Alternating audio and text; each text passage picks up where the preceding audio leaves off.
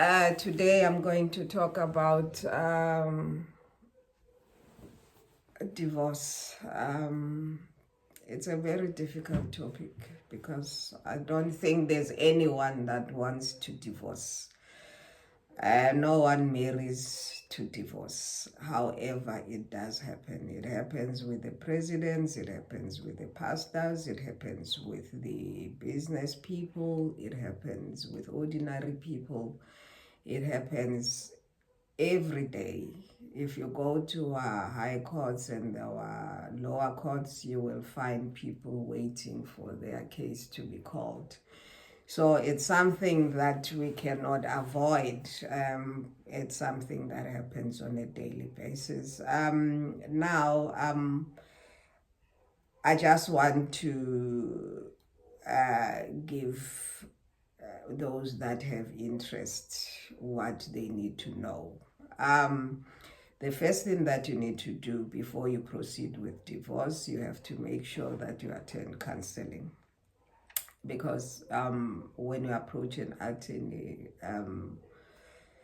when you mention your reasons for divorce, there is one item that says you have gone to counseling, however, you still want to divorce. The counseling did not help. So the first thing that you need to know that you've got three options for legal representatives. The first one would be, do you want to represent yourself? If you represent yourself, then you have to go to the magistrate's court, because that's where you are going to be able to represent yourself. The court of officials in the divorce office, they would complete the form with you, assist you, and you can choose to go to legal aid. Legal aid, it's attorneys, then they will follow the same procedure. Then if you go to an attorney, being a private attorney, please note that you are going to pay a fee when you approach an attorney. You may choose the divorce to proceed in the High Court or in the lower court, being the regional court. The price, I would say the fee varies from law firm to law firm. And you need to know that the High Court is more expensive than the lower court. So what do you bring with yourself for the first consultation? You just go there being prepared. You have your ID copy, that would have been commissioned. You can bring together with your original identity document. You have to bring your marriage certificate, you have to bring the birth certificates of minor children if there are minor children. You have to bring school reports, even if you've got major who are still dependent to you, who are in tertiary, you bring those with you, because when it comes to maintenance, then you have to deal with maintenance. At the same time, what you need to bring, it's what you need to happen when it comes to your immovable property and your assets and your movables. So what is going to happen is that when you meet with your attorney, the attorney on consultation will ask you for those documents. Thereafter, he will ask you about who's going to take the primary residence of the minor children, and who's going to be granted contact. Contact is access to the minor children. So that will have to be addressed there and there with your attorney, and at the same time, then you have to deal with the maintenance of the minor children. You have to decide how much you want for maintenance for the minor children. At the same time, you have to deal with spousal maintenance. But before I get to the spousal maintenance, look, you have another option when it comes to maintenance. It can be dealt with by the maintenance court. So it's not something that you can choose to deal with in your divorce proceedings. But if you do, then you have to make sure that you become reasonable, especially with the amount that you want the other party to pay towards maintenance. And at the same time, you have to make sure that you include your school's uniform, everything that I've discussed in the other discussion where I dealt with maintenance. So the other thing that needs to take place is then you have to discuss about the spousal maintenance. Not everyone will get spousal maintenance. Spousal maintenance, the courts are not eager to give. But if you had to become the house executive, being a husband or the wife, then you are entitled to get spousal or to claim spousal maintenance. Or where the husband is earning a lot of money and you were earning less, then you can claim spousal maintenance to maintain the same lifestyle as you were with when you were married to the same person. Then you go to the assets. How do you want to deal with the assets? If you've got immovable property, how do you want to deal with the house? Immovable would be a house. And who's going to take the house, or do you want to sell the house, or who's going to buy the other one out? In most cases, if there are minor kids, I always say, please be reasonable when it comes to immovable property, because you still want your minor children to have shelter. And if the other party is able to afford, who's going to have primary residence, give them that opportunity to buy you out. Now, then you have your movable being your furniture, your cars, your debts, and all that. How you're going to deal with the debts, who pays for the debts, or do the other party, or you choose to retain to each to pay the debts that they incurred themselves while you were in separation, or you want the other party to pay for the debts, especially where there's loans and all that.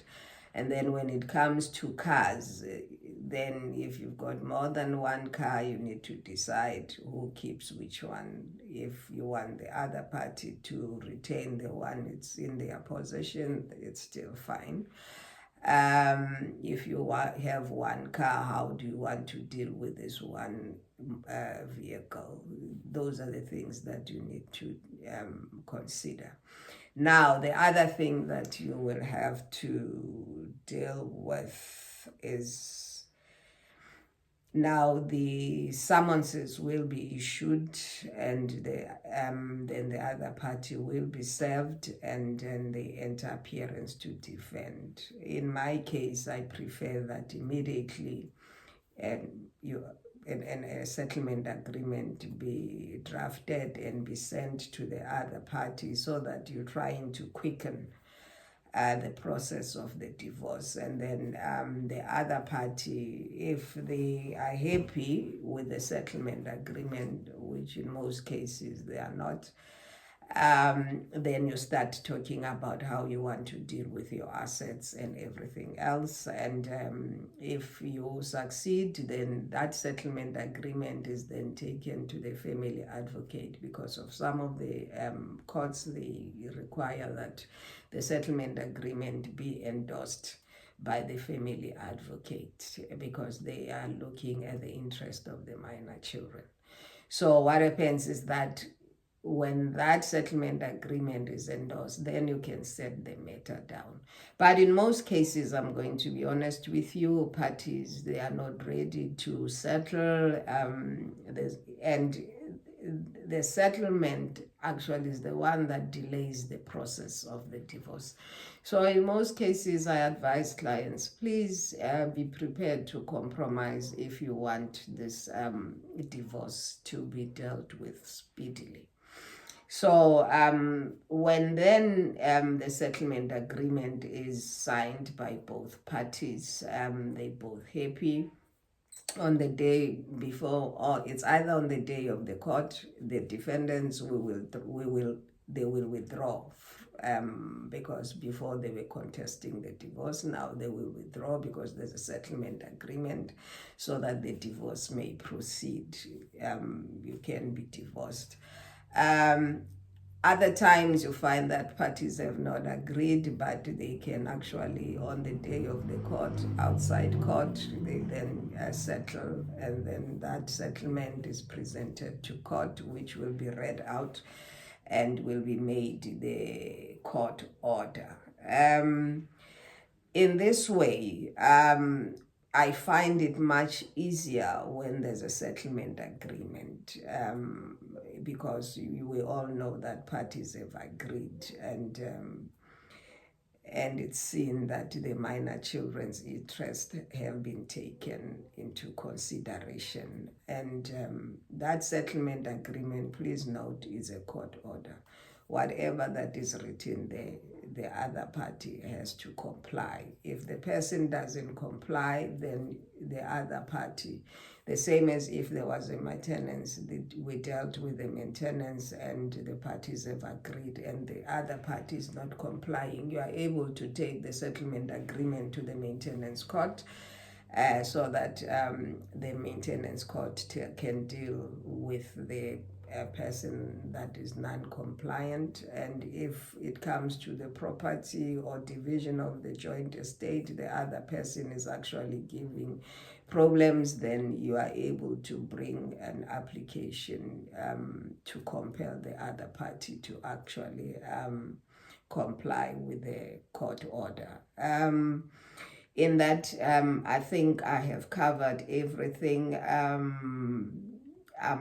Well, if you need more information on how to proceed, and if you want to find out what else you can do, I know most people, when the other wants to divorce, the other one is not prepared, and it's going to happen all the time. But if there are minor children involved, I ask parties to be civil. And at the same time, I'm asking attorneys, when they are handling divorce cases where minor children are involved, I think they need to be sensitive and make sure that the parties, you don't bring more conflict. Instead, you try to make the parties to be civil, so that they can be able to deal with the minor children when the divorce decree has been granted. As attorneys, we are there to advise. Other people are saying, no, but it's my client. But at the same time, as an attorney, you need to advise your client, so that your client needs to know, because that is why you are there. You are there to advise, and you cannot advise in such a manner that more conflict is brought in. That's basically what I wanted to share, and I hope it will be informative and it will assist you. Thank you very much for those that are viewing this channel. Thank you. I really appreciate. Please continue viewing the channel, continue subscribing, continue liking. Please, I would appreciate if you have more information that you'd want me to share. I am here to assist you, so that at least whenever you take a step, you know how and where to go. Have a lovely weekend. Love you.